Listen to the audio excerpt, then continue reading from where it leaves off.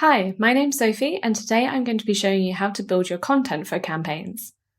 So in the previous videos, we gave you an overview of campaigns and how you can use it, and we also showed you how to build an audience for sending an email campaign. Now we're going to dive into the different types of content that you can create. So as we've said, you can send campaigns on WhatsApp, email, and SMS. Let's take a look at SMS and WhatsApp before we go any further. Let's start by looking at the content that you can create for SMS. So if you were sending an SMS campaign, you would go to Campaigns, Create Campaign, and then select SMS. Then click Save and Continue.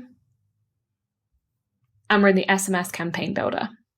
So once you've given your SMS campaign a name, added any tags, and selected the recipients, you're ready to build your content. Because SMS is quite a simple channel in terms of the types of content you can send and how you can make it look, we've included an SMS inline builder directly in Campaigns.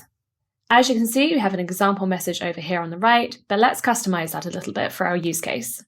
Let's start by saying hi to our customer.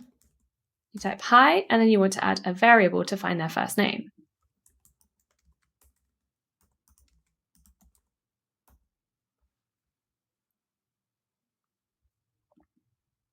And now it's time to add the rest of our message.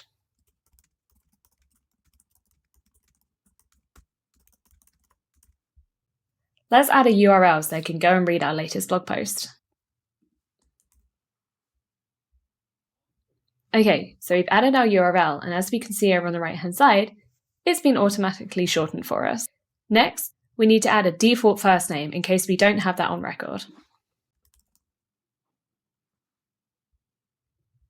And now, because it's SMS channel, we have the option to add an image to turn it into an MMS message.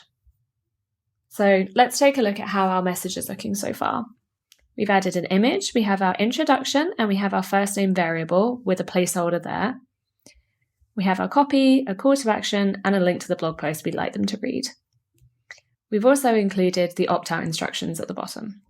Now, as you can see here, we automatically have link shortening turned on. This is great for SMS because you have a limited number of characters and you don't want to spend them all on a really long URL. We'll talk a little bit more about how you can set up short links or branded links later.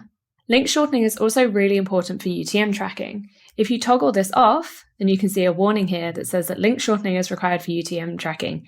If we disable it, then you won't be able to use UTM tracking. So let's leave it on. Okay, let's review our content. Okay, let's check our SMS campaign before we send. Our recipients are selected. Smart sending is enabled, which essentially means that it won't be sent to people who received a message in the past day. Tracking is enabled with those shortened links with the UTM tracking already built in. And then here's a preview of our message. Now, before we send it, it's a good idea to double check it by sending a test message to yourself. You can do this by typing your phone number in, clicking send a test message, and then you'll receive this message on your mobile device. If everything looks good, then you're ready to schedule or send. Two options here. Send now immediately sends your campaign. Scheduling sends it at a future date and time. You want to use scheduling a campaign if you're planning all your campaigns out in advance, or to make sure that you're sending between the correct hours if you're targeting a time zone that might have quiet hours enforced or something like that. So select your date and time, select a time zone, and then click schedule.